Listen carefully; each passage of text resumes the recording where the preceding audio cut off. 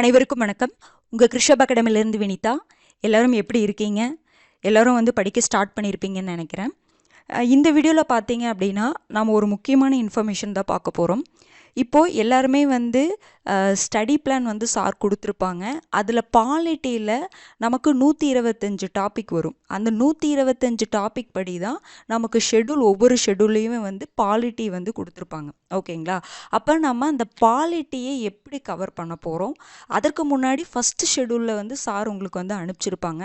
அந்த first schedule இருக்கக்கூடிய polity டாபிக்ஸை நம்ம எப்படி கவர் பண்ண போகிறோம், நீங்கள் எப்படி படிக்கணும் அப்படிங்கிறத சொல்லிவிட்டு, நம்ம polity syllabus group 1, group 2, group 4 அது எல்லாத்தையுமே கம்பைன் பண்ணி எல்லாத்தையுமே ஒரே சிலபஸ் தான். ஓகேங்களா? 3 எக்ஸாமுக்குமே ஒரே சிலபஸ் தான். அந்த சிலபஸ் எக்ஸ்ப்ளனேஷன் பார்ப்போம்.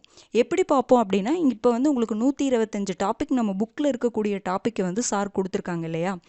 அந்த 125 டாப்பிக்கு நம்ம சிலபஸ் டாபிக் கீழே எங்கெங்கே வருது அப்படிங்கிற ஒரு அனாலிசிஸ் நம்ம பார்க்க போகிறோம். இது பார்த்திங்கன்னா, நீங்கள் டெஸ்ட் பேட்சில் ஜாயின் பண்ணி படிக்க போகிறவங்களா இருந்தாலும் சரி, இல்லை நான் யூடியூப்லேயே நான் பார்த்து கிளாஸஸ் மட்டும் அட்டன் பண்ணி படிக்க போகிறேன் அப்படின்னாலும் சரி, 2 பேர்த்துக்குமே இது எப்படி சொல்லலாம்னா, இது ஒரு இன்ட்ரோடக்ஷன் வீடியோ அப்படிங்கிறத விட இது கண்டிப்பாக நம்ம பார்த்துட்டோம் அப்படின்னா, ஏன்னா நிறைய பேர் ஃப்ரெஷராக நிறைய பேர் இருப்பீங்க. இப்போ எந்தெந்த டாபிக் எதுக்குள்ளே இருக்குது அப்படிங்கிற ஒரு ஐடியா கிடச்சிச்சு அப்படின்னா, இனி ஃபர்தராக நம்ம படிக்கும் பொழுது நமக்கு ஒரு ஈஸியாக இருக்கும் படிக்கிறதுக்கு. நம்ம என்ன படிக்கிறோம் அப்படிங்கிறது நமக்கு கண்டிப்பாக தெரியணும்.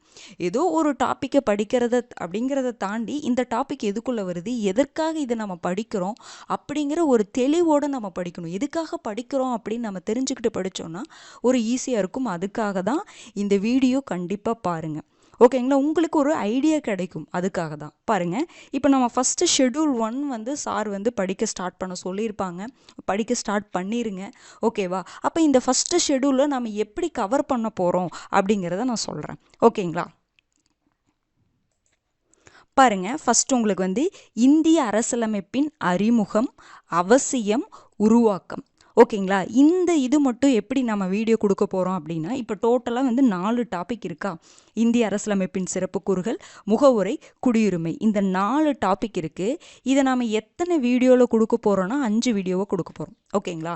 அதில் இந்த இந்திய அரசியலமைப்பின் அறிமுகம் மட்டும் இருக்குது பார்த்தீங்களா? இது ஒரு வீடியோவாக கொடுத்துருவோம். அதுக்கப்புறம் இதனுடைய அவசியம் மற்றும் உருவாக்கம், இது ஒரு வீடியோவாக கொடுத்துருப்போம். அடுத்தது சிறப்பு கூறுகள் தனியாக, அடுத்தது முகவுரை ஒரு தனியாக வீடியோ, குடியுரிமை தனியாக ஒரு வீடியோ கொடுப்போம். டோட்டலாக ஃபஸ்ட்டு ஷெட்யூலுக்கு மட்டும் உங்களுக்கு ஒரு 5 வீடியோ கண்டிப்பாக இருக்கும். ஓகேங்களா? சரி, இப்போ இது எப்படின்னா, இப்போ நீங்கள் நிறைய பேர் நம்ம எப்படி படிக்கணும் அப்படிங்கிற இப்போ புதுசாக யாராவது வந்திருப்பீங்க, வீடியோ போடுற வரைக்கும் கண்டிப்பாக அடுத்தடுத்து வீடியோ வந்துகிட்டே தான் இருக்கும். அதுக்கு முன்னாடி இப்போ ஃப்ரெஷர் யாராவது இருப்பீங்க, இல்லை ஆல்ரெடி படித்தவங்களும் இருப்பீங்க. அதுக்கு முன்னாடி என்ன பண்ணலாம் அப்படின்னா, இந்த டாப்பிக்கை வச்சு நீங்கள் சில பேர் எக்ஸ்ட்ரா சோர்ஸ்லாம் வச்சுருப்பீங்க, அதை நீங்கள் படிச்சுக்கிட்டாலும் சரி. இல்லை நான் ஃப்ரெஷராக இருக்கேன் அப்படின்னா நீங்கள் என்ன பண்ணலாம் அப்படின்னா, 10th புக்கு 10th உங்களுக்கு இந்திய அரசியலமைப்பு, பாலிட்டியில் சிவிக்ஸில் உங்களுக்கு என்ன இருக்குன்னா, இந்திய அரசியலமைப்பு அப்படின்னு சொல்லிட்டு ஒரு பாடம் இருக்கும். அந்த பாடத்தில் இந்த 4 டாபிக் மட்டும் சும்மா லைட்டாக பார்த்து வச்சுக்கோங்க. அதை படித்து கூட வச்சுக்கோங்க. ஏன்னா அதை வச்சு அது உங்களுக்கு இன்ட்ரொடக்ஷன் சும்மா எப்படி சொல்லியிருப்பாங்கன்னா, அந்த இந்திய அரசியலமைப்பு ஒரு ஓவராலாக இருக்கிற மாதிரி இந்த 4 டாப்பிக்கில் இருக்கும். ஒவ்வொரு டாபிக் சம்மந்தத்தில் அது ஜென்ரலான இன்ஃபர்மேஷன் கொடுத்துருப்பாங்க. ஓகேங்களா? அதை நீங்கள் லைட்டாக பார்த்து வச்சுக்கோங்க. ஓகேங்களா? ஃப்ரெஷராக இருக்கவங்க அதை பார்த்துக்கோங்க. சரி, இப்போ நம்ம வீடியோவில் எப்படிங்க போட போகிறோம் அப்படின்னா, ஒவ்வொன்றையும் டீட்டெயிலாக எக்ஸ்பிளைன் பண்ணி போட போகிறோம். புக் சோர்ஸு, அவுட் சோர்ஸு எல்லாத்தையும் சேர்த்து வச்சு தான் நம்ம வீடியோவை போட போகிறோம். எல்லாத்துக்கும் தெரிஞ்சிருக்கும், பாலிட்டியில் நமக்கு புக்கில் இருந்து மட்டும்தான் கேட்குறாங்கன்னு நம்மளால் சொல்ல முடியாது. வெளியிலேருந்து கேட்குறாங்க, அவுட் சோர்ஸ்லேருந்து கேட்குறாங்க. ஓகேங்களா? அப்போ அதையும் பார்த்து தான் ஆக வேண்டியது இருக்குது. பாலிட்டியில் பார்த்தீங்கன்னா உங்களுக்கு குரூப் 2லேயும் குரூப் 4லேயும் 15 கொஷின் கேட்குறாங்க. குரூப் 1ல் 40 கொஷின் கேட்குறாங்க. ஓகேங்களா? அப்போ மெயின்ஸ்லாம் நிறைய கொஷின்ஸ் நிறைய கேட்பாங்க. கரண்ட் அஃபேர்ஸ்லேயும் உள்ளே வந்துடும் இதில். ஓகேங்களா? அப்படிங்கும் பொழுது நீங்கள் பாலிட்டிக்கு கண்டிப்பாக அதுக்கு இம்பார்ட்டன்ஸ் கொடுத்து தான் படித்தாகணும். பாலிட்டியில் நம்ம டீட்டெயிலாக தான் எல்லா டாப்பிக்கையும் பார்க்க போகிறோம். ஓகேங்களா? சில டாபிக் சின்ன ஒரு 30 மினிட்ஸ் 50 மினிட்ஸில் முடிஞ்சிடும். சில டாபிக் 1 hour அந்த மாதிரி கூட ஆகலாம். நமக்கு பொறுமை ரொம்ப முக்கியம். இது ரொம்ப முக்கியமான சப்ஜெக்ட்டும் கூட. ஓகேங்களா? அப்போ இந்த இந்திய அரசியலமைப்பின் அறிமுகமில் நம்ம என்ன பார்ப்போம்னா, அதனுடைய அதனுடைய வரலாறு பார்ப்போம். ஃபஸ்ட்டு ஷெடியூலுக்காக இதை நான் சொல்லிட்டு இருக்கேன். ஓகேங்களா? இந்திய அரசியலமைப்பின் அறிமுகம். ஓகேங்களா? அதில் நம்ம என்ன பார்ப்போம்னா அதனுடைய வரலாற்று பின்னணியை பார்ப்போம். இந்திய அரசியலமைப்பு உடனே வந்து நம்ம உருவாக்கலை. முன்னாடி சில சட்டங்கள், பிரிட்டிஷுடைய சட்டங்கள்லாம் இருக்கும். ஓகேங்களா? சாசன சட்டங்கள் இருக்கும். இந்திய அரசு சட்டம் 1935, 1947 இந்திய அரசு சட்டம். ஓகேங்களா? நமக்கு இந்திய விடுதலை சட்டம் 1947 போட்டு தான் நமக்கு இந்தியா வந்து விடுதலை அடைஞ்சிருக்கும், எல்லாத்துக்குமே தெரிஞ்சிருக்கும். அப்போ அது வரைக்கும் 1700 அந்த ரெகுலேட்டிங் ஆக்ட்னு சொல்லுவாங்க, ஒழுங்குமுறை சட்டம் 1774 73 இந்திய விடுதலை சட்டம் 1947 வரைக்கும் ஒரு கிட்டத்தட்ட ஒரு 8-9 சட்டங்கள் இருக்கும். அந்த ஒரு சட்டங்களையும் ஒரு முக்கியமான 3 பாயிண்ட் நம்ம கண்டிப்பாக தெரிஞ்சுக்க வேண்டியது இருக்குது. ஏன்னா இந்திய அரசு சட்டம் 1935 பேஸ் பண்ணி இப்போ நம்ம இந்திய அரசியலமைப்பில் நிறைய ஸ்பீச்சஸ்லாம் இருக்குது, சிறப்பு கூறுகள்லாம் அதில் இருக்குது. புரிஞ்சுதுங்களா? அப்போ அந்த சட்டங்கள் அறிமுகம்லாம் அதை தான் பார்க்க போகிறோம். அதுக்கப்புறம் இந்திய அரசியலமைப்பு ஏன் அவசியம், அந்த அவசியம் இருக்கிறதுனால தான் அது என்ன பண்ணியிருப்பாங்க, உருவாக்கியிருப்பாங்க. அப்போ இது ஒரு வீடியோவை பார்ப்போம். புரிஞ்சுதுங்களா? அந்த நிர்ணய சபை பற்றி பார்ப்போம். எந்த வருடம் வந்து இந்திய அரசியலமைப்பு வந்து அடாப்ட் பண்ணாங்க, இந்திய அரசியலமைப்பில் இருக்கக்கூடிய முக்கியமான சில விஷயங்கள்லாம் இருக்கும் இல்லைங்களா? நிர்ணய சபையில் வந்து எவ்வளோ பேர் இருந்தாங்க, எவ்வளோ பேர் கடைசியாக சைன் போட்டாங்க, அது எப்படிலாம் உருவாக்குனாங்க அப்படிங்கிற ஒரு இன்ஃபர்மேஷன் இதில் பார்ப்போம். அடுத்தது இந்திய அரசியலமைப்புடைய சிறப்பு கூறுகள். சிறப்பு கூறுகள் அப்படிங்கும் பொழுது பார்த்திங்கன்னா நம்மக்கிட்ட வந்து அடிப்படை உரிமைகள் இருக்குது, அடிப்படை கடமைகள் இருக்குது, ஒருங்கிணைந்த நீதித்துறை இருக்குது. இது பார்க்கும் பொழுது உங்களுக்கு எல்லாத்துக்கும் புரியும். ஆல்ரெடி படித்தவங்களுக்கு ஓகே, ஃப்ரெஷராக இருக்கிறவங்களுக்கு நீங்கள் கன்ஃபியூஸ் ஆகுதுன்னு நினைக்க வேண்டாம், நான் மேலோட்டமாக தான் சொல்லிகிட்டு இருக்கிறேன். ஓகேங்களா? அப்போ ஒருங்கிணைந்த நீதித்துறை வந்து ஸ்பெஷல் ஃபீச்சர் தான் நமக்கு. அப்போ அந்த என்னென்னலாம் சிறப்பு கூறுகள் இருக்குது அதை பற்றி நம்ம கண்டிப்பாக தெரிஞ்சுக்க வேண்டியது இருக்குது. அடுத்தது ரொம்ப முக்கியமானது முகவுரை. அப்போ இந்திய அரசியலமைப்பு நம்ம படிக்கணும்னா கண்டிப்பாக அந்த முகவரை படிக்கணும். ஏன்னா இந்திய அரசியலமைப்புக்குள்ளே என்ன இருக்குதோ அதை வந்து சிம்பிளாக ஒரு 5-6 லைனில் இந்த முகவரை வந்து ஒரு பிக்சரில் அப்படியே கொடுத்துருப்பாங்க. அப்போ இதுதான் இந்த உள்ளே இருக்கக்கூடிய அத்தனை விஷயங்களுக்கும் இதுதான் பேஸ் அப்படிங்கிற மாதிரி தான் இருக்கும் முகவுரை. ஓகேங்களா? அடுத்தது குடியுரிமை கண்டிப்பாக தெரிஞ்சுக்கணும். கடைசியாக கூட 2019 திருத்தச் சட்டம், குடியுரிமை திருத்தச் சட்டம் போட்டாங்க. அது இப்போ தான் வந்து நடைமுறைக்கு வந்திருக்கும். அப்போ அப்படிங்கும் பொழுது குடியுரிமை ரொம்ப முக்கியமானது. அப்போ கரண்ட் அஃபேர்ஸ் இன்ஃபர்மேஷனையும் வந்து இதில் என்ன பண்ணிடுவோம் அப்படின்னா இன்க்ளூட் பண்ணிடுவோம் ஒவ்வொரு டாப்பிக்கில். ஏன்னா பாலிட்டி வந்து கரண்ட் அஃபேர்ஸ் இன்ஃபர்மேஷன் கண்டிப்பாக இருக்கும், கண்டிப்பாக வந்து இன்க்ளூட் பண்ணிடுவோம். ஒருவேளை இந்த டாபிக் முடிச்சோன்னே அது சம்மந்தமாக கரண்ட் அஃபேர்ஸ் வருதுனாலும் அடுத்த டாபிக் நடத்தும் பொழுது அது சம்மந்தமாக வந்து இன்ஃபர்மேஷன் உங்களுக்கு நம்ம கண்டிப்பாக சொல்லிடுவோம். பாலிட்டியில் வரக்கூடிய கரண்ட் அஃபேர்ஸையும் நான் வந்து என்ன பண்ணிடுவேன் அப்படின்னா சொல்லிடுவேன் உங்களுக்கு. ஓகேங்களா? அப்பப்போ வந்து நம்ம என்ன பண்ணிடலாம், அந்த current affairs, polity related current affairs அப்படின்னு கூட கடைசியாக வந்து நம்ம ஏதாவது விட்டுருந்தோம் அப்படின்னா அதை கூட கடைசியாக கூட போட்டு கம்ப்ளீட் பண்ணிடலாம். ஓகேங்களா? அப்போ இதுதான் வந்து ஃபஸ்ட்டு ஷெடியூலுக்கு. நம்ம வந்து ஒரு ஷெடியூலுக்கும் என்ன பண்ணலாம் அப்படின்னா இது மாதிரி இதில் எவ்வளோ வீடியோ போட போகிறோம், என்னென்னலாம் பார்க்க போகிறோம் அப்படிங்கிறது ஒரு சின்ன ஒரு 5 மினிட்ஸில் சொல்கிற மாதிரி நான் உங்களுக்கு சொல்லிடுறேன். உங்களுக்கு ஒரு ஈஸியாக இருக்கும். தெரியாதவங்க அதை பார்த்துக்கலாம், இல்லை தெரிஞ்சவங்க அதை விட்டுறலாம். ஓகேங்களா? கம்பல்சன் கிடையாது. ஒரு ஓவரால் சொல்லிட்டோம் அப்படின்னா உங்களுக்கு ஈஸியாக இருக்கும்ல, அதுக்காக தான். ஓகேங்களா? அப்போ அடுத்தடுத்து நம்ம என்ன பண்ணுவோம் அப்படின்னா வீடியோ வரும் பொழுது இதை பற்றி நம்ம பார்த்துக்கலாம். ஓகேங்களா? ஒரு டாபிக் ரொம்ப டீட்டெயிலாக பார்க்கும் பொழுது அதில் என்னென்ன வருது அப்படிங்கிறது உங்களுக்கு ஈஸியாக வந்து ஒரு புரிதல் ஏற்பட்டுரும். ஓகேங்களா? அடுத்தது ரொம்ப முக்கியமானதுங்க சிலபஸ். நம்ம இதெல்லாம் பார்க்கறதுக்கு முன்னாடி நம்ம சிலபஸ் கண்டிப்பாக தெரிஞ்சு வச்சுக்கணும். ஓகேங்களா? சிலபஸ் ரொம்ப முக்கியமானது. பாருங்கள், இந்திய ஆட்சியலில் நமக்கு வந்து குரூப் 2லையும் குரூப் 4லையும் நமக்கு 15 கொஷின் கேட்குறாங்க, குரூப் 1ல் 40 கொஷின் கேட்பாங்க. ஓகேவா? அப்போ நீங்கள் ஃபஸ்ட்டு இது என்ன வேலை, என்ன எல்லாத்துக்குமே வந்து இந்த வீடியோ பார்த்தோன்னே என்ன ஒர்க் அப்படின்னா, நீங்கள் எப்படி வந்து 125 டாப்பிக்கை நீங்கள் எழுதி வச்சிங்களோ அதே மாதிரி கண்டிப்பாக எல்லாருமே வந்து இன்னொன்று நான் சொல்ல மறந்துட்டேன், நோட்ஸ் எடுக்கலாமா இல்லை அப்படின்னு சில பேர்த்துக்கு டவுட் இருக்கும். நீங்கள் நோட்ஸ் எடுக்கிறவங்க எடுத்துக்கலாம். ஓகேங்களா? நோட்ஸ் எடுத்தீங்க அப்படின்னா ரொம்ப யூஸ்ஃபுல்லாக இருக்கும் உங்களுக்கு. ஓகேங்களா? இல்லை எனக்கு சுத்தமாக டைமே இல்லை அப்படிங்கிறவங்க நம்ம என்ன பண்ணிக்கலாம்னா நீங்கள் பிரிண்ட் அவுட் எடுத்துக்கலாம். ஏன்னா டெஸ்ட் பேட்சில் ஜாயின் பண்ணுறவங்களுக்கு அதாவது பிடிஎஃப் வந்து நம்ம அனுப்புவோம், பிரிண்ட் அவுட் எடுத்துக்கலாம். ஒரு எப்படி சொல்ல அப்படின்னா ஒரு நல்ல டெசிஷன் அப்படின்னா நீங்கள் நோட்ஸ் எடுத்தீங்கன்னா ரொம்பவே நல்லாயிருக்கும். உங்களோட கைப்பட நீங்கள் நோட்ஸ் எடுத்துக்கலாம். வீடியோ பார்க்குறீங்க, நோட்ஸ் வந்து எழுதி வைக்கிறீங்க.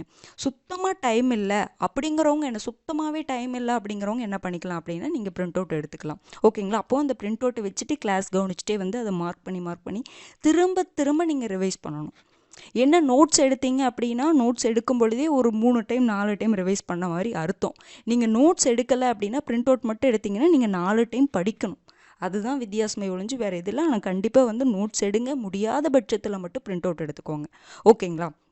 சரி, அப்போ நீங்கள் நோட்ஸ் எடுக்கிறீங்க, என்ன பண்ணியிருப்பீங்கன்னா 125 டாப்பிக்கு கண்டிப்பாக எல்லோரும் எழுதியிருப்பீங்க.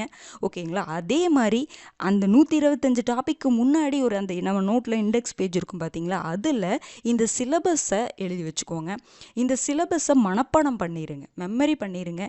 எதுக்காக அப்படின்னா, நீங்கள் ஒரு நியூஸ் பேப்பர் படிக்கிறீங்க, ஏதாவது வந்து ஒரு டிவியில் வந்து ஒரு இன்ஃபர்மேஷன் சொல்கிறாங்க அப்படின்னா, ஒரு கரண்ட் அவர்ஸ் ஏதாவது சொல்கிறாங்கன்னா உங்களுக்கு உடனே வந்து மைண்டில் வரும். நீங்கள் இது இந்த டாபிக் இந்த பாலிட்டி மட்டும் கிடையாது, எந்த யூனிட்டாக இருந்தாலுமே நீங்கள் அந்த யூனிட்டில் இருக்கக்கூடிய டாப்பிக்கை நீங்கள் கண்டிப்பாக மெமரி பண்ணி தான் ஆகணும். ஓகேங்களா? பண்ணிட்டீங்கன்னா உங்களுக்கு கரண்ட் அஃபேர்ஸ் ஈஸியாக இருக்கும். நீங்கள் பேப்பரில் படித்தாலும் ஓ இதுவா, முகவரை பற்றி ஏதாவது சொல்லியிருப்பாங்க, அப்போ முகவரையா இந்திய அரசியலமைப்புக்குள்ளே வரும். குடியுரிமை பற்றி ஏதோ ஒன்று சொல்லியிருக்காங்களே, அப்போ இது வந்து இந்த டாப்பிக்குள்ளே வரும் அப்படின்னு சொல்லிட்டு உங்களுக்கு ஈஸியாக நீங்கள் வந்து உங்களுக்கு ஈஸியாக இருக்கும். கரண்ட் அஃபேர்ஸ் ரொம்ப ஈஸியாகிடும். அப்போ நீங்கள் என்ன பண்ணுவீங்க, ஆல்ரெடி நீங்கள் நம்ம வீடியோ கிளாஸ் எடுத்து போட்டிருப்போமா, அப்போ அது சம்மந்தமாக ஏதாவது நியூஸ் வந்துருந்துச்சுன்னா உடனே போய் அதில் நம்ம நோட் பண்ணி வச்சுக்கிறதுக்கு இது ரொம்ப ஈஸியாக இருக்கும். இதை வந்து மனப்பாடம் பண்ணிவிட்டு நீங்கள் வந்து முன்னாடி எழுதிருங்க. மெமரி பண்ணிவிட்டு எழுதிட்டு ஓகேங்களா, தனித்தனி டாப்பிக் எழுதிக்கோங்க. இந்திய அரசியலமைப்பு, அரசியலமைப்பின் முகவரை அடுத்தடுத்து எழுதி வச்சுக்கோங்க. முக்கிய கூறுகள், ஒன்றிய, மாநிலம், யூனியன் பிரதேசங்கள் அப்படின்னு சொல்லிட்டு எழுதி வச்சுட்டு மெமரி நல்லா பண்ணி வச்சுக்கோங்க. கண்டிப்பாக இது வந்து உங்களுக்கு இப்போ வந்து புதுசு எப்படி சொல்லலாம் அப்படின்னா, இப்போ ஒரு மாதிரி இருக்கலாம், இதெல்லாம் எதுக்கு எழுதணுன்ட்டு. போக போக ஏன் எழுதணும் அப்படிங்கிற ஒரு கிளாரிட்டி உங்களுக்கு கண்டிப்பாக கிடைக்கும். ஓகேங்களா? சரி, அப்போ இதில் என்னென்னலாம் இருக்குது அப்படிங்கிற பாருங்கள். எழுதிட்டு கண்டிப்பாக வீடியோவில் நீங்கள் கமெண்ட் பண்ணுங்கள். ஓகேங்களா? இப்போ என்னென்னா நான் அதை கண்டிப்பாக பார்ப்பேங்க, நீங்கள் பார்க்க மாட்டேன்னு நினைக்காதீங்க. யாரெல்லாம் வந்து ரெகுலராக வந்து ஃபஸ்ட்டு ஸ்டார்டிங்லேருந்து கடைசி வரைக்கும் அதை பார்க்குறாங்க, அவங்க என்னென்ன ஒர்க் பண்ணுறாங்க அப்படிங்கிறது தெரியணும்ல. ஓகேங்களா? அது நேம் போட்டே போடுங்க. உங்களோட நேம் போட்டு நான் இதை கம்ப்ளீட் பண்ணிட்டேங்க, சிலபஸ் மெமரி பண்ணி நான் வந்து எழுதிட்டேன் அப்படின்னு நீங்கள் போடுங்க. அப்போ தெரியும் யார் யார் வந்து ரெகுலராக வந்து ஃபாலோ பண்ணிகிட்டு இருக்காங்க, அவங்களுக்கு என்ன இப்போ நீட் இருக்குது அப்படிங்கிறது தெரிஞ்சுக்கிறதுக்கு. ஏன்னா இப்போ இது ஒரு ஆஃப்லைன் கிளாஸாக இருந்துச்சுன்னு வச்சுக்கோங்களேன், யார் யார் இருக்காங்க, எத்தனை பேர் இருக்காங்க, எல்லோரும் நம்ம சொல்கிறது இது பண்ணுறாங்களா அப்படின்னு தெரிஞ்சுட்டு அவங்கள ஏதாவது கைட் பண்ணுறதுக்கு ஹெல்ப்ஃபுல்லாக இருக்கும். இப்போ இது நம்ம யூடியூப்பில் எடுக்கும் பொழுது யார் யார் பண்ணுறாங்க, யார் யார் இதை வந்து கரெக்டாக நோட் பண்ணுறாங்க அப்படிங்கிறது தெரியாது இல்லைங்களா? அதுக்காக தான் கமெண்ட் பண்ண சொல்கிறது. நீங்கள் வந்து இந்த சிலபஸை எழுதிட்டு மெமரி பண்ணணும், கண்டிப்பாக மெமரி பண்ணணும். இன்றைக்கி ஒரு நாள் உட்காந்திங்கன்னா படிச்சிடலாம், ஈஸியாக தான் இருக்கும். மெமரி பண்ணிவிட்டு நீங்கள் சொல்லி பாருங்கள், யார்கிட்டையாவது சொல்லுங்கள், சொல்லிவிட்டு நான் வந்து இது மெமரி பண்ணிட்டேங்க அப்படின்னு சொல்லிவிட்டு ஒரு கமெண்ட் பண்ணுங்கள். ஓகேங்களா? உங்களுக்கு அது பண்ணும்பொழுது மனப்பாடம் பண்ணிட்டீங்கன்னாவே ஏதோ ஒரு சாட்டிஸ்ஃபேக்ஷன் கண்டிப்பாக கிடைக்கும். அதுக்காக தான் நான் சொல்கிறேன். அடுத்தது படிக்கிறதுக்கு உங்களுக்கு ஒரு ஆர்வம் கிடைக்கும். திருப்தி கிடைச்சாவே அடுத்தது படிக்கும்பொழுது என்னவாக இருக்கும், ஆர்வம் கிடைக்கும். இன்னொன்று என்னென்னா, ஒரு சப்ஜெக்ட் நமக்கு இன்ட்ரெஸ்ட் வரணும்னா அதில் முன்னாடி என்னென்ன இருக்குன்னு ஒரு ஓவராலாக நமக்கு தெரிஞ்சால் ஆட்டோமேட்டிக்காக இன்ட்ரெஸ்ட் வந்துடும். ஓகேங்களா? சரி பாருங்கள், சரி இதில் என்னென்னலாம் இருக்குது பாருங்கள். இந்திய அரசியலமைப்பு முகவுரை. ஓகேங்களா? அடுத்தது அரசியலமைப்பின் முக்கிய கூறுகள், ஒன்றியம், மாநிலம், யூனியன் பிரதேசங்கள், இதெல்லாம் ஒரு டாபிக்.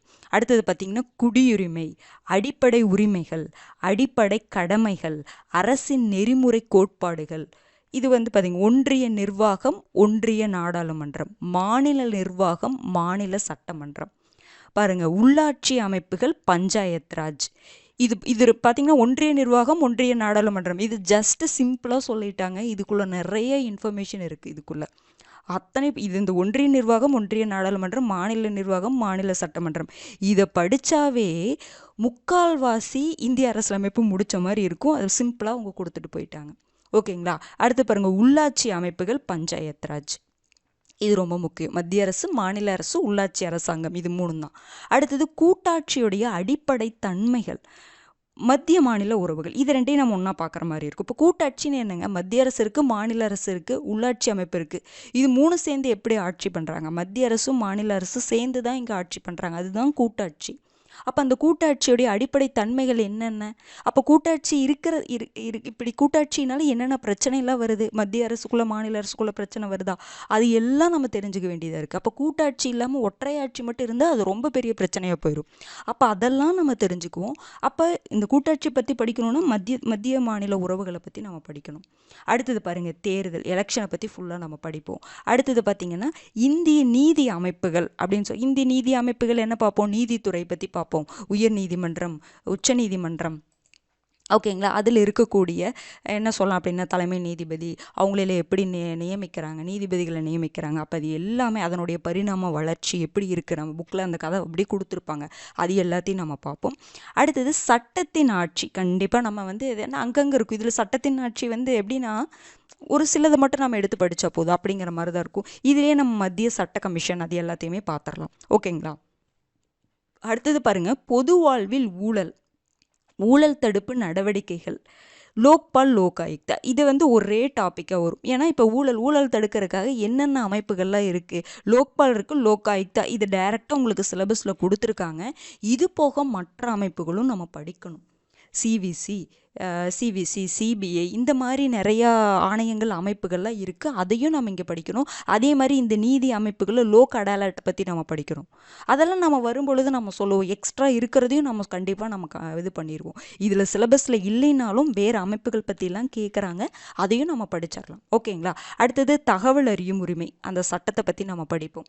அடுத்தது பெண்களுக்கு அதிகாரம் அளித்தல்ல பெண்களுடைய மேம்பாட்டை பற்றி பார்ப்போம். முதன்மை பெண்கள், அதெல்லாம் நம்ம ஸ்கூல் புக்லேயே இருக்குல்ல, அதெல்லாம் நம்ம பார்ப்போம். அது போக கரண்ட் அஃபேர்ஸில் வரும் பெண்கள் சம்மந்தமாக, மேம்பாடு சம்மந்தமாக மாநில அரசு ஏதாவது நடவடிக்கை எடுக்கிறாங்களா, மத்திய அரசு ஏதாவது நடவடிக்கைகள் எடுக்கிறாங்களா, இல்லை பாராளுமன்றத்தில் ஏதாவது வந்து இந்த 33% இடஒதுக்கீடுல கொடுத்தாங்களா, அதெல்லாம் இதில் நம்ம போடலாம். ஓகேங்களா. அந்த மாதிரி ஏதாவது கரண்ட் அஃபேர்ஸில் வரும்பொழுது அப்பப்போ நம்ம இன்க்ளூட் பண்ணி வச்சுக்கலாம். ஓகேங்களா. அடுத்தது நுகர்வோர் பாதுகாப்பு அமைப்புகள், கன்சியூமர் ப்ரொடெக்ஷன் ஆக்ட், அதை பற்றியெல்லாம் நம்ம பார்ப்போம். ஓகேங்களா. அது நம்ம ஸ்கூல் புக்லேயே இருக்குது, ரொம்ப அதிகமாகலாம் இருக்காது இதுலாம். ஓகேங்களா. அடுத்தது மனித உரிமைகள் சாசனம். மனித உரிமைகளை பற்றி பார்ப்போம். இதில் தான் ஐக்கிய நாடுகளை பற்றி கண்டிப்பாக பார்க்கணும். ஓகேங்களா. மனித உரிமைகள் வரும்பொழுது குழந்தைகளுக்கான உரிமைகள் பற்றி பார்ப்போம், பெண்களுக்கான உரிமைகளை பற்றி பார்ப்போம். இந்த பெண்களுக்கு அதிகாரம் அளித்தலையே பெண்களுக்கான உரிமைகள், குழந்தைகளுக்கான உரிமைகள்லாம் பார்த்துருவோம். இது ரெண்டில் ஏதோ ஒரு இடத்துல நம்ம அதை இன்க்ளூட் பண்ணிக்கலாம். மனித உரிமைகளில் தனித்தனியாக வந்து குழந்தைகளுக்கு என்ன உரிமைகள்லாம் இருக்குது, அதே மாதிரி குழந்தைகளுக்கு எதிராக வந்து நிறையா இது இருக்கும், அதுக்கெல்லாம் என்னென்ன சட்டங்கள்லாம் இருக்குது, அது எல்லாமே நம்ம பார்ப்போம். ஓகேங்களா. ஐநா சபையை பற்றி கண்டிப்பாக நம்ம பார்ப்போம் இந்த இடத்துல. அடுத்தது தமிழ்நாடு மற்றும் இந்தியாவின் அரசியல் கட்சிகளும் மற்றும் ஆட்சியல் முறைகளும். இதில் தான் பார்த்தீங்கன்னா தேசிய கட்சிகள், மாநில கட்சிகள், அவங்களுடைய ஆட்சியல் முறைகள்லாம் எப்படி இருக்குது, அது எல்லாம் இதில் நம்ம பார்ப்போம். அடுத்தது கரண்ட் அஃபேர்ஸ் ஜென்ரலாக கொடுத்துட்டாங்க. இது ரிலேட்டடாக இங்கெல்லாம் சில டாபிக் கொடுத்துருக்காங்கல்ல, இந்த டாப்பிக்கில் இருக்கக்கூடிய எந்த கரண்ட் அஃபேர்ஸாக இருந்தாலும் கேட்கலாம் அவங்க. புரிஞ்சுதுங்களா. அப்போ இதுலேயே வந்து உங்களுக்கு அப்பாயின்மெண்ட்டெல்லாம் வரும். இப்போ வந்து பார்த்திங்கன்னா சிபிஐக்கு அப்பாயின்மெண்ட் பண்ணுறாங்க, இல்லை லோக்பாலுக்கு அப்பாயின்மெண்ட் பண்ணுறாங்க, லோக் ஆயுக்தாக்கு சேர்மன் அப்பாயின்மெண்ட் பண்ணுறாங்க. ஓகேங்களா. தலைமை நீதிபதி அப்பாயின்மெண்ட் பண்ணுறாங்க. இது எல்லாமே இதில் வந்துடும். விருதுகள் யாருக்காவது கொடுக்குறாங்க, இது சம்மந்தமாக என்ன இருந்தாலும் நடப்பு நிகழ்வில் வந்துடும். நீங்கள் கவலையே படாதீங்க. பாலிட்டியோட கரண்ட் அஃபேர்ஸ் கண்டிப்பாக உங்களுக்கு அப்பப்போ அப்டேட் வந்துக்கிட்டே தான் இருக்கும். ஓகேங்களா.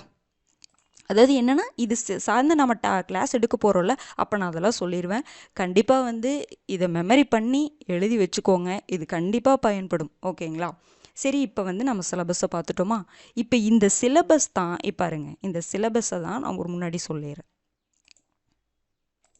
பாருங்க. இந்த சிலபஸ் ஃபஸ்ட்டு டாபிக் இதானே இருந்துச்சு. சிலபஸில் ஃபஸ்ட்டு டாபிக் இந்திய அரசியலமைப்பு, செகண்ட் வந்து அரசியலமைப்பின் முகவுரை, அடுத்தது அரசியலமைப்பின் முக்கிய கூறுகள் இருந்துச்சா. இப்போ இதுதான் ஒவ்வொரு டாப்பிக்காக நான் பிரிச்சிருக்கேன். பிரிச்சுட்டு என்ன பண்ணியிருக்கேன்னா, அதுக்கு கீழே உங்களுக்கு சார் வந்து 125 டாபிக் வந்து புக்கில் இருந்து எடுத்து கொடுத்தாங்க பார்த்தீங்களா, அந்த டாபிக் வந்து எந்த டாபிக் கீழே வரும்னு எழுதியிருக்கேன் பாருங்கள். ஃபஸ்ட் எடுத்தோன்னு உங்களுக்கு இந்திய அரசியலமைப்பின் அறிமுகம், அவசியம், உருவாக்கம் அப்படின்னு சொல்லிட்டு சார் கொடுத்துருந்தாங்களா ஃபஸ்ட்டு டாப்பிக்கு, அதை நான் இதுக்குள்ளே தான் வரும். அடுத்தது இதுக்குள்ளே வேறு என்ன டாபிக் வரும்னா, சார் வந்து 31வது டாபிக் கொடுத்துருப்பாங்க, இந்திய அரசியலமைப்பின் மூல ஆதாரங்கள்னு சொல்லிட்டு, அது இந்த டாப்பிக்குள்ளே தான். இந்த சிலபஸில் ஃபஸ்ட்டு டாப்பிக்கில் இந்த 2 வரும், அந்த 125 டாப்பிக்கில் இது வரும்.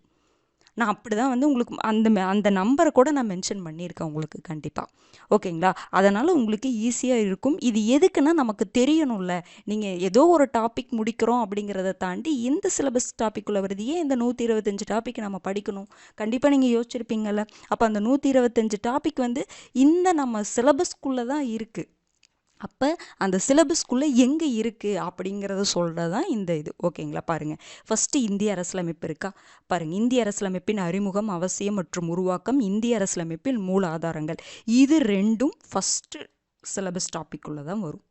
இது போக சரி, இது போக நிறைய இருக்குங்களே, அதில் அதான் சொல்கிறேன் பாருங்கள், அந்த வரலாறுல நான் சொல்கிறேன்ல, அப்போ எக்ஸ்ட்ராலாம் இருக்குல்ல, அதையும் நான் கண்டிப்பாக நான் சொல்லுவேன். இப்போ வந்து சார் கொடுத்துருக்கிற டாப்பிக்கை மட்டும் வச்சு உங்ககிட்ட நான் சொல்லிகிட்ருக்கேன். நம்ம டாபிக் ஒரு ஷெட்யூல் வரும் பொழுது என்னென்னலாம் உள்ளே சொல்ல போகிறோம் அப்படிங்கிறது டீட்டெயிலாக நம்ம சொல்லுவோம். ஓகேங்களா? அடுத்தது பாருங்கள், அரசியலமைப்பின் முகவுரை இருக்கா? இது 3வது டாபிக். அந்த 125 டாப்பிக்கில் இது 3வது டாப்பிக்கு. இதில் என்னென்னலாம் வரும்னு பாருங்கள்.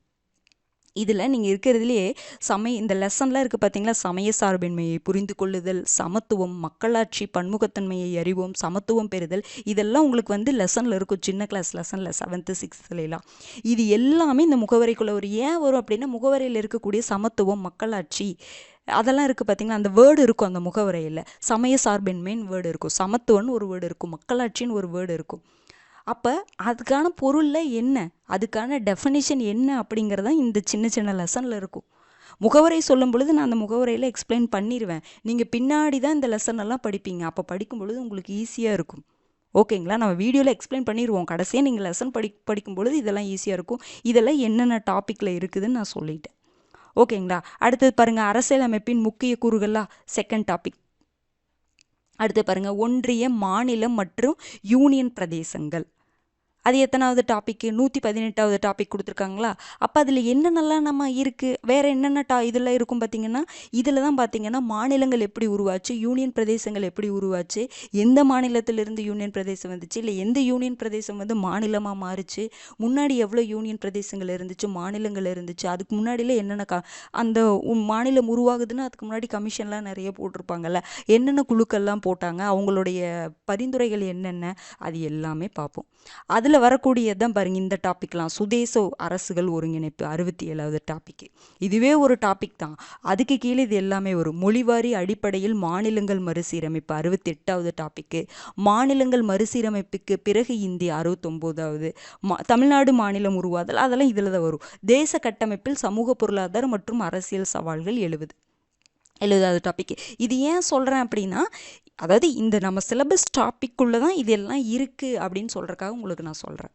புரிஞ்சுதுங்களா? அவ்வளோதான். இது நீங்கள் ஜென்ரலாக தெரிஞ்சு வச்சுக்கோங்க. இதுக்குள்ளே இதெல்லாம் இருக்குது, அதனால தான் நம்ம இதெல்லாம் பார்க்குறோம். இந்த டாப்பிக்கெல்லாம் ஏன் பார்க்குறோம் அப்படின்னா, இந்த ஒன்றிய, மாநில மற்றும் யூனியன் பிரதேசங்களுக்குள்ளே இதெல்லாம் இருக்குது, அதனால தான் நம்ம இதை படிக்கிறோம் அப்படிங்கிறத தெரிஞ்சுக்கோங்க லைட்டாக. ஏன்னா ஃப்ரெஷராக நிறைய பேர் இருப்பீங்க, அவங்களுக்காக நான் இதை சொல்கிறேன்.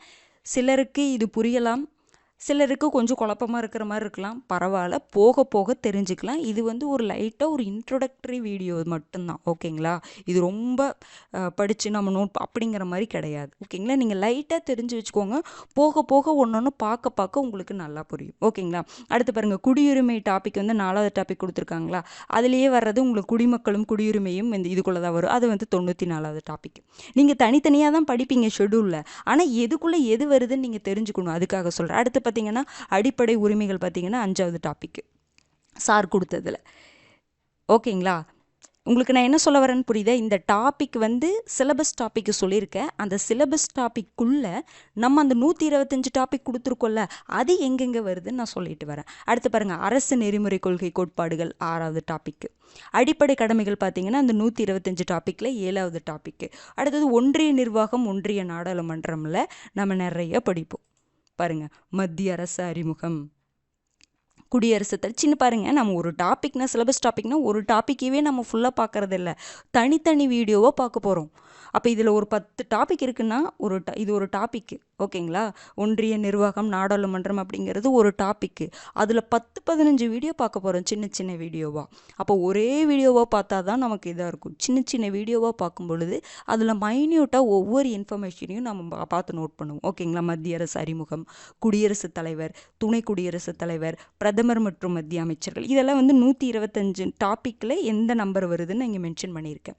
அடுத்தது இந்திய நாடாளுமன்றம், அதில் மாநிலங்களவை, மக்களவை பார்ப்போம், சபாநாயகர் பார்ப்போம்.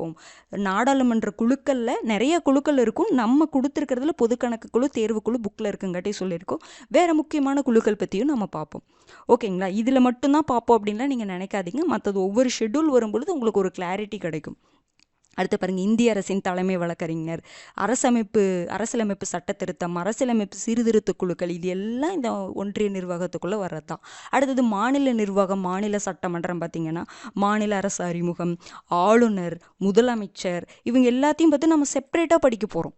ஓகேங்களா? அடுத்து பாருங்கள், மாநில சட்டமன்றம், சட்டமன்றத்தின் அமைப்பு, அதிகாரம், செயல்பாடுகள், அது எல்லாத்தையுமே தனித்தனியாக பார்க்க போகிறோம்.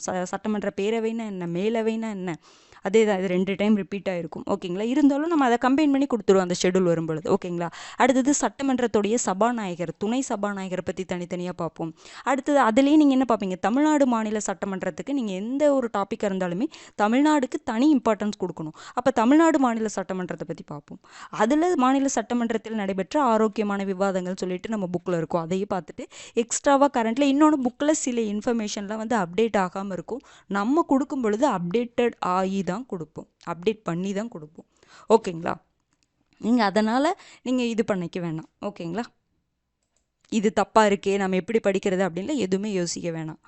அடுத்து பாருங்க, இப்போ மத்திய அரசு, மாநில அரசு இருக்கா, ரெண்டுக்கும் பொதுவான தலைப்புகள் இருக்கும். என்ன தலைப்புகள்னால் நிதி நிர்வாகம், நிதிநிலை அறிக்கை 2 பக்கம் தாக்கல் பண்ணுவாங்கல்ல, நிதிநிலை அறிக்கை தாக்கலும் அமலாக்கமும், சட்டம் இயற்றும் நடைமுறைகள், அலுவலக மொழிகள், அவசர கால ஏற்பாடுகள், இது 10வது டாபிக், 9வது டாபிக், இது எல்லாமே இதுக்குள்ளே வருதுன்னு நான் சொல்லியிருக்கேன். ஓகேங்களா? அந்த ஒன்றிய நிர்வாகம், மாநில நிர்வாகம், நாடாளுமன்றம், அதுக்குள்ளே இது எல்லாமே வரும். ஓகேங்களா? அடுத்தது பார்த்திங்கன்னா உள்ளாட்சி அமைப்புகள், பஞ்சாயத் ராஜ் பாருங்கள், உள்ளாட்சி அரசாங்கம் 80வது டாபிக், 73வது மற்றும் 74வது சட்ட திருத்தம் 81வது டாபிக். நீங்கள் 125 டாபிக் வந்து இப்போ எல்லோரும் எழுதி வச்சுருப்பீங்களா, அது கூட கிராஸ் செக் கூட நீங்கள் பண்ணிக்கோங்க. ஓகேங்களா? தமிழகத்தில் உள்ளாட்சி அமைப்பு, பஞ்சாயத்து ராஜ் சட்டம் 82. தமிழகம் நான் சொன்னல, எது பார்த்தாலும் தமிழகம்னு வரும்பொழுது அதை தனியாக பார்த்துக்கணும், அது ரொம்ப முக்கியமானது. அடுத்தது கூட்டாட்சியின் அடிப்படை தன்மைகளா, அப்போ அது என்னென்ன ஒரு கூட்டாட்சி பொருள் என்ன, அது 46வது டாபிக். அதனால தான் நம்ம இதெல்லாம் பார்க்குறோம். இந்திய அரசியலமைப்புடைய கூட்டாட்சி தன்மைகளை பற்றி பார்க்க போகிறோம், 47வது டாபிக்கு. இந்திய அரசியலமைப்பு கூட்டாட்சியை பற்றி பார்த்தோம் அப்படின்னா ஒற்றையாட்சியை பற்றியும் கண்டிப்பாக பார்க்கணும், அது 48வது டாபிக்கு. ஓகேங்களா? அப்போ இது எல்லாத்தையுமே நம்ம வந்து பார்க்க போகிறோம். அப்போ நீங்கள் வந்து என்ன தெரிஞ்சுக்கணுன்னா, நம்ம சிலபஸை வச்சு தான் இந்த 125 டாப்பிக்குமே அப்படிங்கிறது அந்த புரிதல் நமக்கு இருக்கணும். நம்ம ஏதோ ஒன்று படிக்கிறோன்ட்டு இருக்கக்கூடாது. ஓகேங்களா? மத்திய மாநில உறவுகள், அதில் பார்த்திங்கன்னா நான் கூட்டாட்சினாவே மத்திய மாநில உறவுகள் படிக்கணும்னு சொன்னால், மத்திய மாநில உறவுகள்னு தனி டாப்பிக்கே சிலபஸில் இருக்குதுன்னு சொன்னோன்னா, அவங்களுடைய அதிகார பகிர்வு எப்படி இருக்குது, நிதி பகிர்வு எப்படி வந்து பிரிச்சுக்கிறாங்க, அந்த டேக்ஸ் எப்படி பிரிச்சுக்கிறாங்க அப்படிங்கிறது தெரியும். நிதி ஆணையம் இதில் தான் நம்ம படிப்போம், பின்னாடியும் நிதி ஆணையம் படிப்போம், இதுலேயும் படிப்போம். கூட்டுறவு கூட்டாட்சினா என்ன, அப்போ இதுக்குள்ளே தான் வந்து மாநிலங்களுக்கு இடையேயான அந்த நதிநீர் பிரச்சனைகளை எப்படி தீர்க்கிறாங்க, அதுக்கான குழுவில் அமைப்பாங்க, அதெல்லாம் பார்ப்போம். இந்திய கூட்டாட்சியில் பிரச்சனைகளும் தேவைகளும் 53வது டாப்பிக்கு. நிர்வாக சீர்திருத்தங்கள் குழு, எஸ்ஆர் பூமி, மத்திய அரசு மாநில அரசு சம்மந்தமாக அதை பற்றி நிறைய பேர் ஆராய்வதற்காக நிறைய குழுலாம் அமைச்சிருப்பாங்க, அதெல்லாம் பார்ப்போம். நிர்வாக சீர்திருத்தங்கள் குழு மட்டும் இருக்குது, அது போக நிறைய குழுலாம் இருக்குது, அது எல்லாத்தையுமே நம்ம பார்ப்போம். ஓகேங்களா? அடுத்தது எஸ்ஆர் பொம்மை வழக்கு, இது ரொம்பவே முக்கியமானது, மத்திய மாநில அரசு உறவு சம்பந்தமான ஒரு முக்கியமான வழக்கு எஸ்ஆர் பொம்மை வழக்கு, அதை நம்ம பார்ப்போம். 55வது டாப்பிக்கில் இருக்கும். வாரியங்கள், தீர்ப்பாயங்கள், அதை பற்றி பார்ப்போம், 114வது டாப்பிக்கில் இருக்குது. இது எல்லாமே எங்கே இருக்குது, புக்கில் இருக்கிற டாபிக் தான். ஓகேங்களா? அடுத்தது பாருங்கள், தேர்தல், எலெக்ஷனை பற்றி. சரி, எலெக்ஷனை பற்றி நிறைய இருக்குது, நம்ம புக்லேயே நிறையவே இருக்குது பாருங்கள், பார்த்தீங்கன்னா தெரியும். 72வது டாபிக் தேர்தல், பிரதிநிதித்துவம் மற்றும் அதன் வகைகள், உங்களுக்கு 11th புக்கில் இருக்குமா. இந்திய தேர்தல் ஆணையம் 73வது டாபிக்கு. தேர்தல் சீர்திருத்தங்கள் தொடர்பான குழுக்கள், கட்சித்தாவல் தடை சட்டம், ரொம்ப ரொம்ப முக்கியமான இந்த டாபிக்லாம். அப்போ இதெல்லாம் நம்ம செப்பரேட்டாக பார்க்கும் பொழுது ரொம்ப முக்கியமான இதாக இருக்கும். அடுத்தது முதலில் நிலையை கடத்துதல் முறை.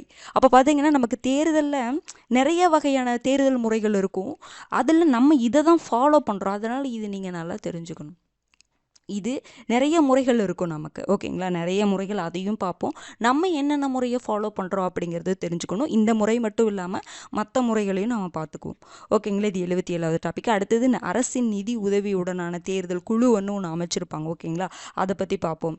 அடுத்தது நோட்டாவை பற்றி பார்ப்போம். இதெல்லாம் ரொம்ப முக்கியமானதுங்க. நோட்டை பற்றி நமக்கு புக்கில் கம்மியாக இருக்கும், கொஞ்சம் நம்ம அதிகமாக படிக்க வேண்டியது இருக்குது. ஃபஸ்ட்டு எந்த கண்ட்ரி இது பண்ணாங்க, நம்ம எப்போ இது பண்ணோம், அதெல்லாம் நம்ம பார்ப்போம். இப்போ நோட்டாவில் எவ்வளோ சதவீத வாக்குகள் வந்திருக்கு கடைசி இந்த தேர்தலை பார்க்கும்பொழுது கடைசி லோக்சபாவுடைய அந்த டீட்டெயில்ஸ் எல்லாமே பார்ப்போம்.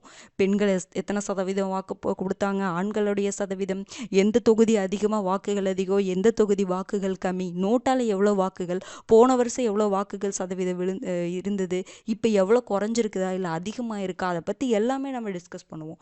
ஓகேங்களா? அப்போ மாநிலங்களவைக்கு தேர்தல் எப்படி நடக்குது, நம்ம மாநிலங்களவையிலேயே அங்கேயும் பார்ப்போம், இங்கேயும் ஒரு டைம் எலெக்ஷன் சம்மந்தமாக பார்த்துருவோம். ஓகேங்களா? அடுத்தது தேர்தல் அரசியல் கட்சிகள் மற்றும் அழுத்த குழுக்கள், ப்ரெஷர் குரூப்ஸ் எல்லாம் ரொம்ப முக்கியம். இது உங்களுக்கு லெசனாக இருக்கும்னு நினைக்கிறேன். ஓகேங்களா? லெசனாக இருக்கும். அரசாங்க அமைப்புகள் மற்றும் மக்களாட்சி, இதுவும் லெசன் தான். அரசாங்கங்களின் வகைகள், இதுவும் லெசன் தான். அந்தந்த ஷெடியூல் வரும்பொழுது என்னென்ன படிக்கலாம் அப்படிங்கிறத நம்ம சொல்கிறேன். ஓகேங்களா? இப்போ லைட்டாக நீங்கள் தெரிஞ்சுக்கோங்க எதுக்குள்ளே வருதுங்கிறது மட்டும். அரசியல் கட்சிகள் 102வது டாபிக். அடுத்தது இந்திய நீதி அமைப்புகள், சட்டத்தின் ஆட்சி, இது ரெண்டையும் நம்ம ஒன்றா தான் பார்க்கணும். அப்போ உச்ச நீதிமன்றம், உயர் நீதிமன்றத்தை பற்றி பார்ப்போம். இந்திய நீதித்துறை அதனுடைய வளர்ச்சி எப்படி இருந்துச்சு, முன்னாடி எப்படி இருந்துச்சு, இப்போ எப்படிலாம் வளர்ந்துருக்கு, அதெல்லாம் பார்க்கணும். பண்டைய காலத்திலிருந்து நம்ம புக்கில் கொடுத்துருப்பாங்க, அதை நம்ம பார்ப்போம். நீதித்துறை சீராய்வுனா என்ன, 42வது டாபிக். நீதித்துறையோட செயல்பாட்டு முறை 44வது. அரசியலமைப்பு நிர்வாக சட்டம் மற்றும் இந்திய தண்டனை சட்டம் 45. இதெல்லாம் புக்கில் சின்ன சின்ன டாபிக், எல்லாத்துக்குமே கண்டிப்பாக இது தெரிஞ்சிருக்கும். ஓகேங்களா? பொதுநல வழக்குகள் ரொம்ப ரொம்ப முக்கியமானது, இதெல்லாம் நம்ம பார்ப்போம். புக்கை தாண்டியும் சில இன்ஃபர்மேஷன் பார்ப்போம். லோக் அடாலட் ரொம்ப முக்கியம். 99வது டாபிக். நீதித்துறை மறுபடியும் நம்ம புக்லேயே இருக்கக்கூடியது. சிலதெல்லாம் நம்ம ஒரே மாதிரி இருக்குது பார்த்தீங்களா, அப்படியே கம்பைன் பண்ணி கொடுப்போம். ஓகேங்களா? அடுத்தது இந்தியாவில் நீதிமன்றங்களுடைய அமைப்பு எப்படி இருக்குது, நீதித்துறையுடைய பங்கு என்ன, சட்டத்தின் ஆட்சி அப்படிங்கிறது என்ன அப்படிங்கிறத நம்ம பார்ப்போம். அடுத்தது பாருங்கள், பொது வாழ்வில் ஊழல் தடுப்பு நடவடிக்கைகள். அதில் ஆம்புட்ஸ்மேன்னா என்ன, இப்போ லோக்பால் லோக் ஆயுக்தா வரக்கு மற்ற கண்ட்ரிலாம் அந்த ஆம்புட்ஸ்மேன் அப்படிங்கிற பேரில் இருக்கும், ஸ்வீடன்லாம். அப்போ அதுதான் இங்கே நம்ம லோக்பால் லோக் ஆயுக்தா அப்படிங்கிற மாதிரிலாம் வந்திருக்கும். அதெல்லாம் என்ன, அதனுடைய அமைப்பு, அதில் யார் இதாக இருக்காங்க, தலைவராக இருக்காங்க, அந்த தலைவரை யார் அப்பாயின்மெண்ட் பண்ணுறாங்க, அவங்களுடைய அதிகாரம் என்ன, அதை எல்லாமே பார்ப்போம். லோக்பால் லோக் ஆயுக்தா. அடுத்தது இது ரெண்டும் உங்களுக்கு இல்லை, சிலபஸ் டாப்பிக்கில் இல்லை அப்படின்னாலும் இதுக்குள்ளே கண்டிப்பாக வரும். மத்திய ஊழல் கண்காணிப்பு ஆணையம், மத்திய புலனாய்வுத்துறை சிபிஐ, இது எல்லாமே நம்ம படித்து தான் ஆகணும்.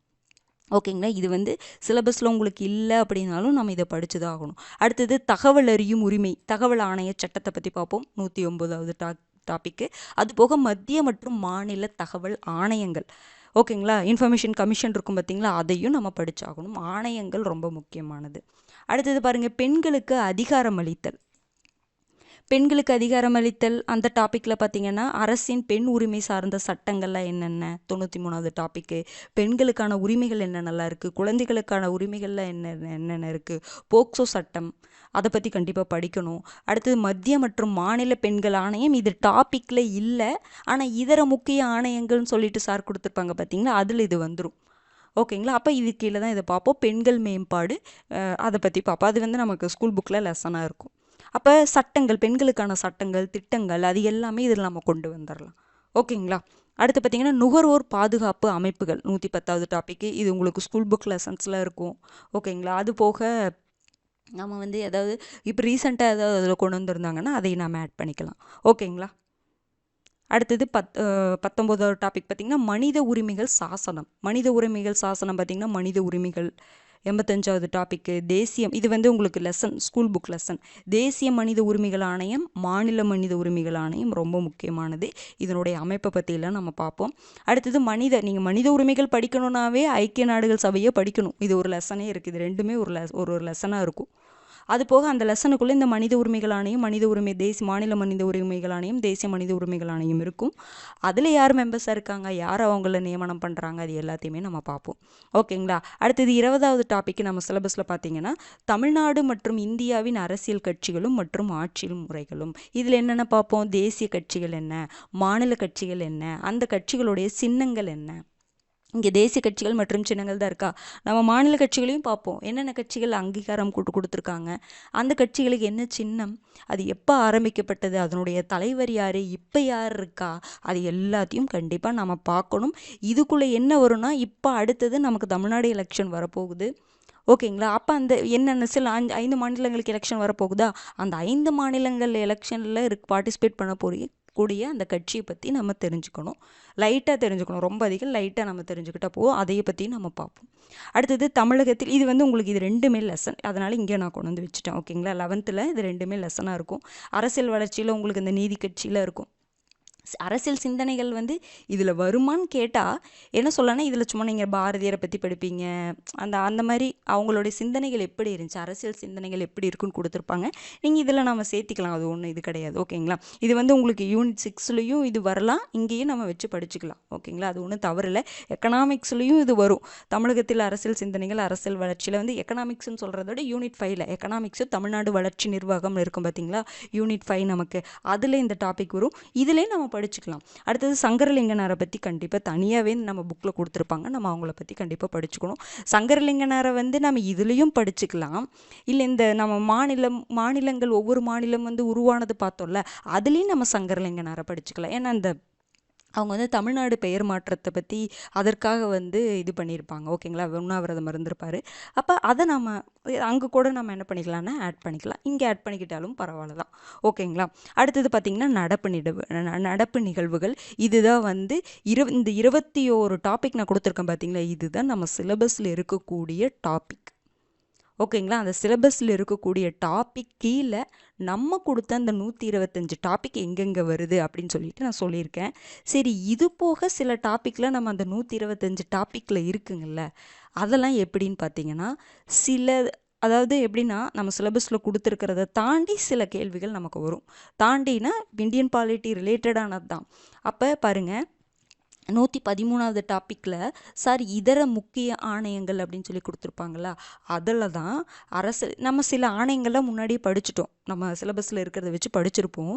இதெல்லாம் இன்னும் எக்ஸ்ட்ரா ஆணையங்கள்லாம் இருக்குது, அதெல்லாம் பற்றி கொஞ்சம் ஒரு மேலோட்டமாக நம்ம தெரிஞ்சுக்கணும். ஒரு ஆணையத்துக்கு ஒரு 5 பாயிண்ட் 6 பாயிண்ட்டாவது நம்ம தெரிஞ்சு வச்சுக்கணும். அரசியலமைப்பு சாரா அமைப்புகள், அரசியலமைப்பு சார்ந்த அமைப்புகள் என்னென்ன அப்படிங்கிறது தெரிஞ்சுக்கணும். ஏன்னா சில டைம் டைரக்ட் கொஷினே ஒரு அமைப்பை கொடுத்துட்டு இது அரசியலமைப்பு சார்ந்த அமைப்பா சாரா அமைப்பா அப்படின்னு சொல்லிட்டு கேட்டுவிட்டுருவாங்க. ஓகேங்களா. அப்போ அதை நம்ம தெரிஞ்சுக்கணும். பாருங்கள், இதில் சிறுபான்மையினருக்கான ஆணையங்கள், தேசிய மற்றும் மாநில பேரிடர் மேலாண்மை ஆணையம், இது ஜாகிரஃபியில் கேட்கறக்கு வாய்ப்பு இருக்குது. தேசிய புலனாய்வு முகமை, மத்திய புலனாய்வு அமைப்பு, இதெல்லாம் சிபிஐ சிவிசி அதெல்லாம் படித்தோம்ல, அந்த மாதிரி இன்னும் எக்ஸ்ட்ராவாக இருக்கக்கூடிய ஆணையங்கள் நம்ம எல்லாத்தையுமே படிச்சுக்கலாம். ஓகேங்களா. இது மட்டும் கிடையாது, இது ஒரு புரிதலுக்காக இதை சொல்லியிருக்கேன். எக்ஸ்ட்ராவாக வரும்பொழுது அதை நான் சொல்கிறேன். ஓகேங்களா. இதெல்லாம் நீங்கள் எழுதி வச்சுக்கிறவங்க எழுதி வச்சுக்கலாம். இல்லை ஒரு ஷெட்யூல் வரும்பொழுது நான் அந்த ஷெட்யூல் படி நான் எழுதிக்கிறனாலும் ஓகே தான், அது உங்களுடைய விருப்பம் தான். அடுத்தது பாருங்கள், மற்ற அரசியலமைப்பு சார்ந்த அமைப்புகள்னால் அதில் தான் பாருங்கள், நீங்கள் இந்த டாப்பிக்லாம் பார்த்திங்கன்னா இந்தியாவில் நிர்வாக கட்டமைப்புன்னு சொல்லிட்டு 56வது டாபிக் இருக்கும் அந்த 125 டாப்பிக்கில். அதில் பாருங்கள், அமைச்சர்கள், துறைகள், வாரியங்கள், ஆணையங்கள், இது எல்லாம் இந்த அரசியலமைப்பு சார்ந்த அமைப்புகளுக்கு தான் வரும். பணியாளர் நிர்வாகம் 58, அனைத்திந்திய பணிகள் 59, மத்திய அரசு பணியாளர் தேர்வாணையம், மாநில அரசு பணியாளர் தேர்வாணையம், பணியாளர் தேர்வாணையம், இந்த எஸ்எஸ்சி, இது எல்லாம் இதுக்குள்ளே ஒரு இந்த அரசியலமைப்பு சார்ந்த அமைப்புகளுக்கு கீழே வரும்.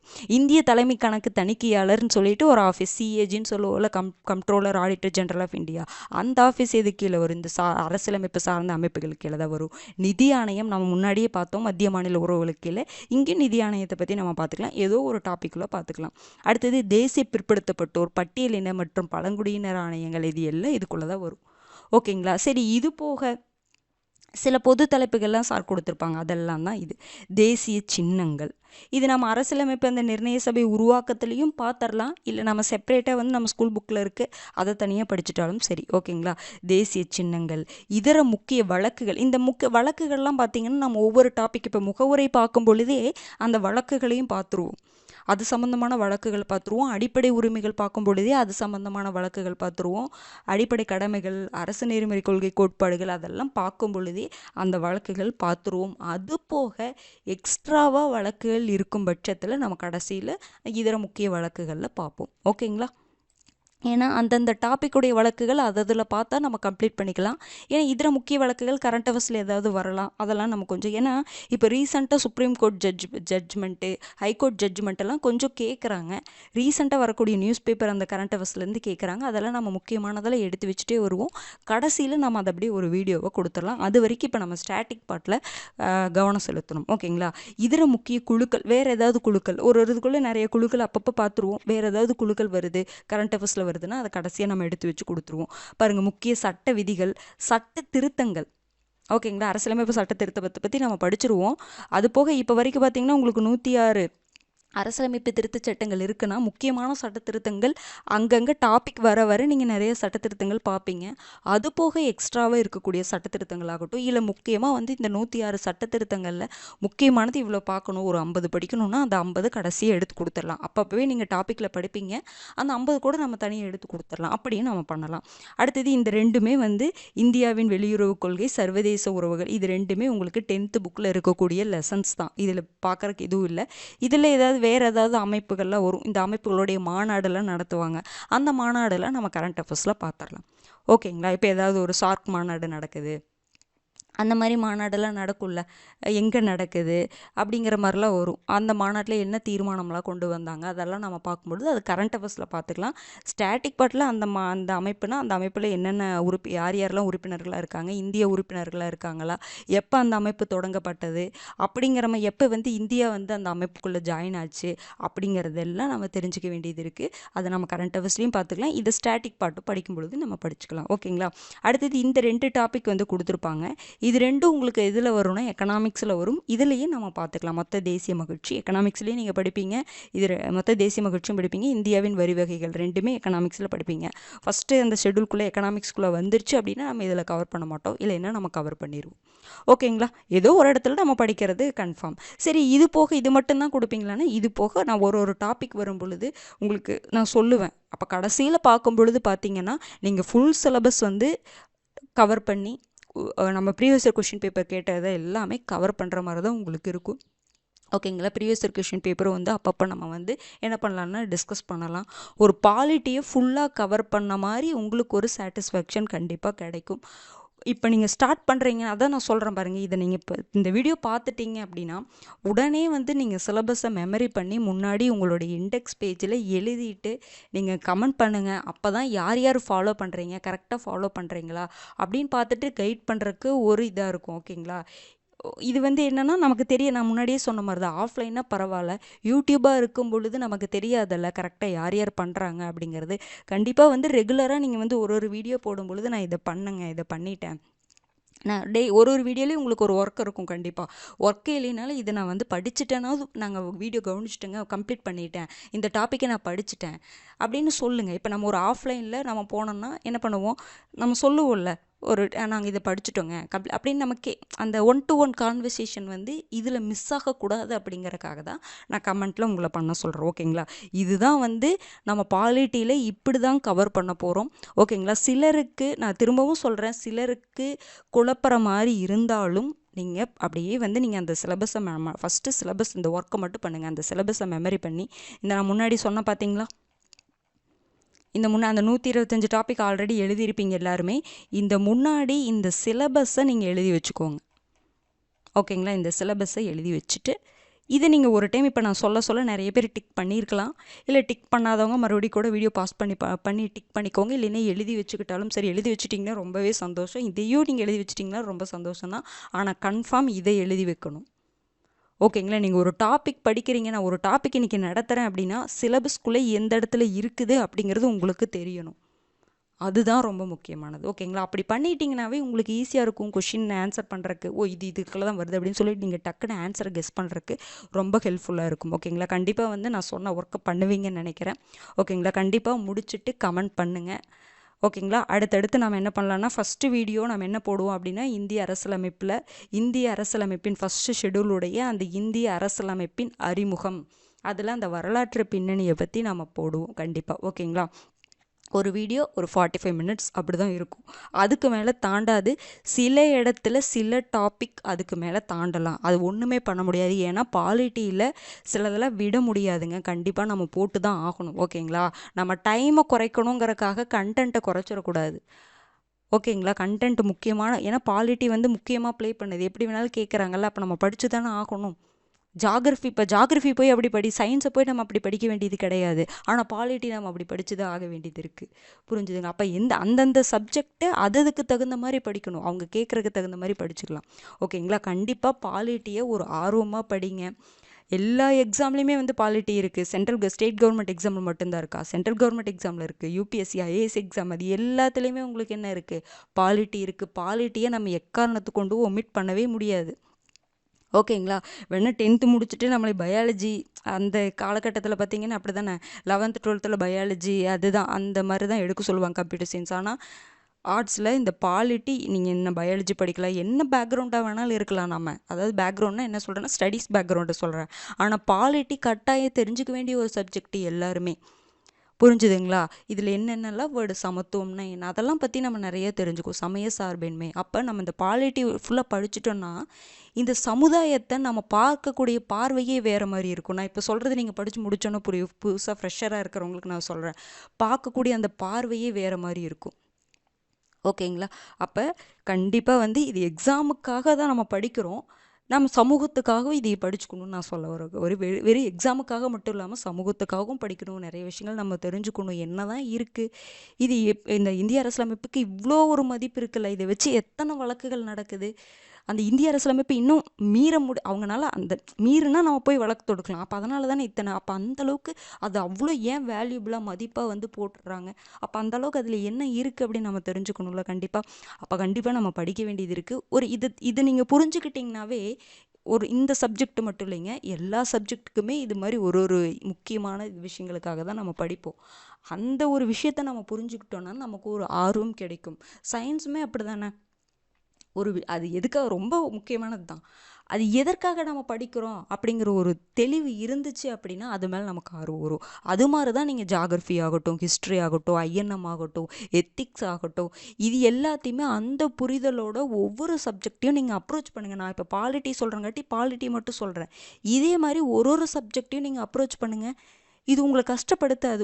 இவ்வளோ படிக்கணுமே அப்படின்னு சொல்லிட்டு டயர்டாக்கி விடாது நம்மளை. புரிஞ்சுதுங்களா? அதுக்காக தான் நான் சொல்கிறேன். நம்ம கஷ்டப்பட்டு ஒரு மாதிரி அதை நம்ம படிக்கக்கூடாதுங்க, அப்ரோச் பண்ணக்கூடாது. அதையே நம்ம ஒரு ஆர்வமாக நம்ம படிக்கணும். ஓகேங்களா? நாளைக்கு இது இன்னும் இல்லாமல் நம்ம வந்து நாளைக்கு கவர்மெண்ட் சர்வெண்ட் ஆக போகிறோம். இது எவ்வளோ ஒரு முக்கியமான சப்ஜெக்ட் அப்படின்னு நினச்சிட்டு நம்ம படிக்கணும். இதெல்லாம் தெரிஞ்சுக்கிட்டு தான் நம்ம ஒரு கவர்மெண்ட் சர்வெண்ட்டாகவே போகணும். நம்ம மனப்பாடம் பண்ணிட்டு போகக்கூடாது. இதில் இந்த புரிதல் இருக்கணும். சமத்துவம்னா என்னன்னு தெரியணும், சமய சார்பினன்னு என்னன்னு தெரியணும், மக்களாட்சின்னு என்னன்னு தெரியணும். அதையெல்லாம் பண்ணால் தான் நாளைக்கு போய் நம்ம அங்கே போய் நம்ம சமமாக எல்லாத்தையும் நடத்துவோம். எல்லா மனிதர்களையும் நம்ம சமமாக பார்ப்போம்.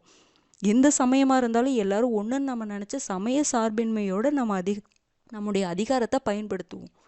புரிஞ்சுதுங்களா? அப்போ இது எவ்வளோ ஒரு வேல்யூபிளான சப்ஜெக்ட்டு. நம்ம சர்வீஸ் பண்ண போகிறோங்க. இந்த சர்வீஸ் பண்ணுறதுக்கு இந்த சப்ஜெக்ட் அவ்வளோ ஒரு முக்கியமான ஒரு சப்ஜெக்ட். நம்ம நீங்கள் நீங்கள் சந்தோஷமாக படிங்க. நான் கவர்மெண்ட் சர்வெண்ட்டு, நான் சர்வீஸ் பண்ண போகிறேங்கிறதுக்காக இதெல்லாம் நான் தெரிஞ்சுக்க போகிறேன், மார்க் வாங்குறதுக்காக படிக்க போகிறது அப்படிங்கிறத விட நான் சர்வீஸ் பண்ண போகிறேன் நாளைக்கு. அப்போ இதெல்லாம் நான் தெரிஞ்சுக்கிட்டாதான் அதாவது நம்ம எப்படி சொல்கிறேன்னா நம்ம சாதாரண மக்கள் எல்லாருமே மனிதர்களையே நம்ம பார்க்கக்கூடிய அந்த பழக்கம் இதை நல்லா நம்ம புரிஞ்சுக்கிட்டோம்னா வரும். கண்டிப்பாக நான் சொல்கிறேன். இந்த பாலிட்டியை நான் சொல்கிறேன். மற்ற சப்ஜெக்ட்டுக்கும் ஒவ்வொன்று இருக்கலாம், ப்ளஸ் இருக்கலாம். இதுக்கு நான் அதை சொல்கிறேன். ஓகேங்களா? அப்போ நல்லா படிங்க, படிக்க ஸ்டார்ட் பண்ணிடுங்க. நான் இதில் வந்து உங்களுக்கு இன்ட்ரோடக்ஷன் எல்லாமே கொடுத்துட்டேன். இனிமேல் திருப்பி நான் இதை சொல்ல போகிறது கிடையாது. ஒரு ஷெட்யூல் வரும்பொழுது மட்டும் என்னென்ன படிக்க போகிறேன்னு நான் சொல்லிடுவேன். அடுத்த வீடியோ நம்ம வந்து சப்ஜெக்ட், அதாவது கிளாஸ் கண்டென்ட் வீடியோவாக தான் இருக்கும் உங்களுக்கு எல்லாருக்குமே. இது ஒரு என்ன சொல்லலாம்னா உங்களுக்கு தெரியணும்ல, ஒரு ஓவராலாக தெரியணும் அப்படிங்கிறக்காக இதை வந்து நான் வந்து சொல்லிட்டேன்.